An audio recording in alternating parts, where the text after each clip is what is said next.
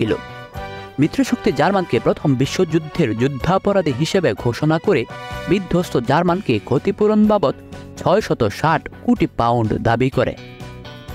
এছাড়া দেখা যায় ফ্রান্স এবং বেলজিয়ামের কাছে জার্মান রাজ্যের পশ্চিম অঞ্চলগুলোর নিয়ন্ত্রণ ক্ষমতা চলে যায়। অন্যদিকে পূর্ব অঞ্চলে একটি নতুন রাষ্ট্র পোল্যান্ড তৈরি করে, যার ফলে এ অঞ্চলসমূহের স্থানীয় জার্মানদেরকে বিভিন্নভাবে হ্যায়পন্ন করতে থাকে এবং পাশাপাশি জার্মানদেরকে সামরিক, নৌ, শিল্প বাণিজ্য শক্তিতে সংকুচিত করে মিত্রশক্তি নিজেদের ক্ষমতা বৃদ্ধি করতে থাকে। এমনকি জার্মানের ট্যাঙ্ক, কামান ও বিমান বাহিনী না রাখার বিধিনিষেধও দেওয়া হয়েছিল। ফলে জার্মানবাসীদের প্রতিশোধ স্পৃহা জাগ্রত হয়, যার দরুন দ্বিতীয় বিশ্বযুদ্ধ অনিবার্য হয়ে পড়ে। পৃথিবীর ইতিহাসে লিগ অফ নেশন প্রথম আন্তর্জাতিক সংস্থা, যা বর্তমানে জাতিসংঘ নামে পরিচিত।